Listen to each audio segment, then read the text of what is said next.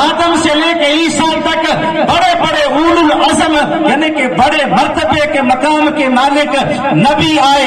موسیٰ کلیم اللہ بڑا پیغمبر بڑا مقام, ابراہیم خلیل اللہ بڑے پیغمبر بڑے مقام کے دھنی, اللہ نے ان کے سر پر خلت کا تاج رکھا تھا. لیکن سارے نبیوں سے بڑھ کر علم کے معاملے میں, بردباری کے معاملے میں مصطفیٰ کریم صلی اللہ علیہ وسلم سرے فہرست ہیں. اللہ پاک نے جو آپ کو بڑا سینہ دیا تھا, بڑا دل دیا تھا, تو مسلمانوں کو بھی چاہیے کہ دل بڑا رکھے, چاہے کچھ پاس نہ ہو لیکن دل بڑا ہونا چاہیے.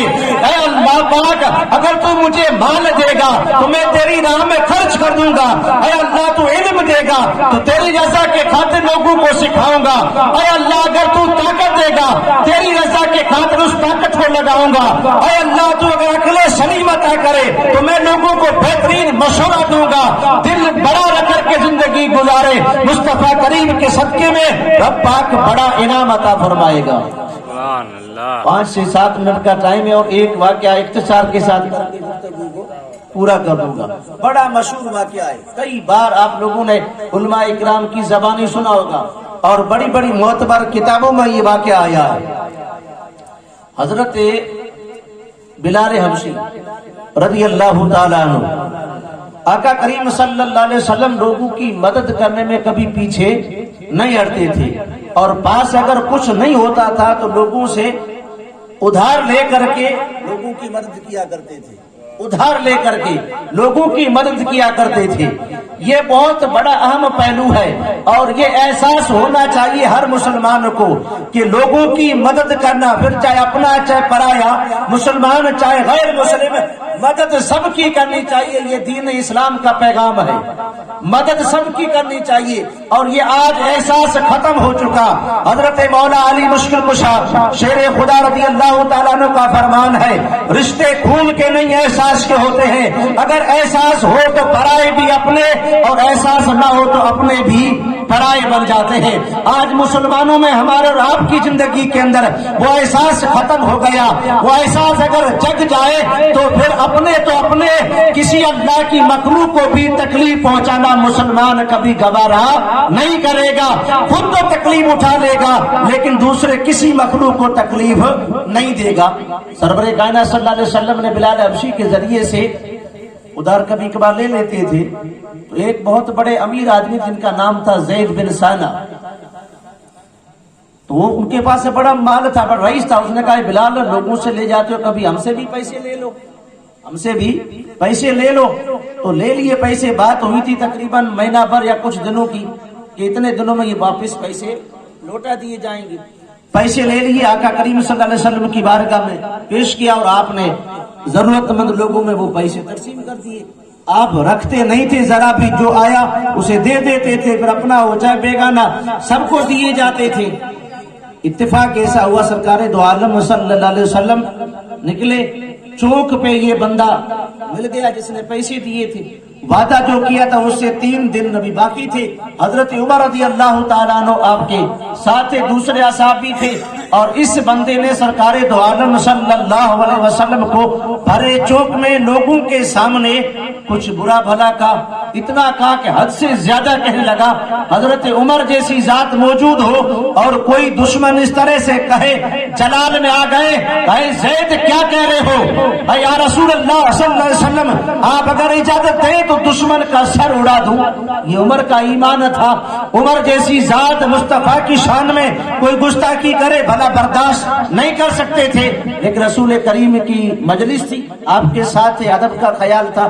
یا رسول اللہ اگر اجازت ہو تو اس کا سر اڑا دوں.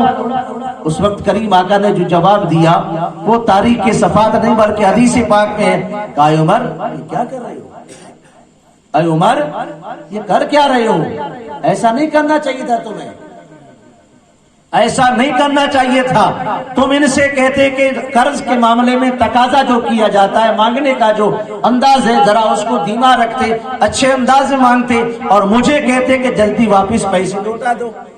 یہ انداز صحیح نہیں ہے، اس طرح سے بات نہیں کرنی چاہیے۔ حضرت عمر نے اس زید کو گھور گھور کے دیکھا بھی تھا اور دھمکی بھی دی تھی۔ پھر مصطفیٰ کریم نے فرمایا عمر ایسا مت کرو، جاؤ اب انہیں کھجوریں جتنا قرض ہے اتنی بھی دے دو اور کچھ زیادہ بڑا کر کے بھی دے دو۔ یا رسول اللہ صلی اللہ علیہ وسلم بڑا کر کے کیوں؟ کہا اس لیے کہ تو نے اسے گھور گھور کر کے جو دیکھا اور جو جملے بڑا کر کے تم نے جو کہے ہیں ان کی دل آزاری کی ہے، اسی لیے یہ کھجوریں زیادہ دینا، یہ میرا حکم ہے تو میں نے دے دو۔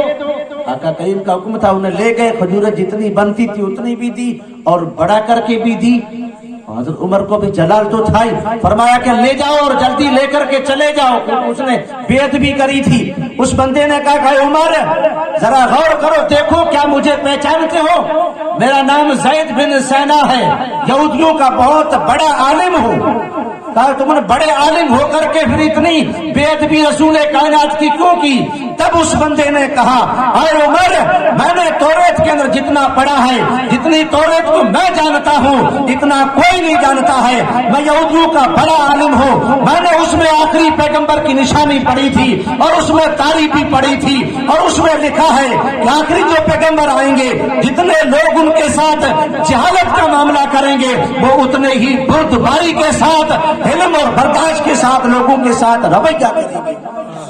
آج میں نے جتنی بھی جہالت کرنی تھی اتنی کر لی، پوری بڑی جہالت کی، لیکن قربان جائے اس آخری پیغمبر کے اوپر، خاتم النبیین کی ذات کے اوپر جتنی میں نے جہالت کری ان سے بڑھ کر کے ان کا علم اور بردباری دے کے پیار کے ساتھ کتنی باتیں کی۔ اے عمر گواہ ہو جاؤ، مجھے مال اتنا چاہیے جتنا میں نے دیا ہے، اب میں کلمہ پڑھتا ہوں لا الہ الا اللہ محمد رسول اللہ صلی اللہ تعالی علیہ وسلم۔ پیارے مسلمانوں، اچھے اخلاق سے دین اسلام پھیلا ہے، اچھے اخلاق سے لوگوں کے دلوں میں محبت کا سکہ بٹھایا جا سکتا ہے۔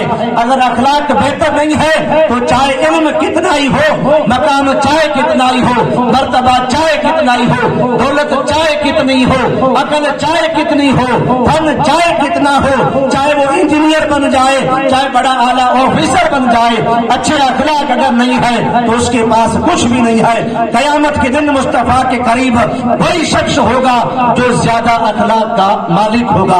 اللہ رب العزت مجھے اور آپ کو عمل کرنے کی توفیق عطا فرمائے۔ السلام علیکم۔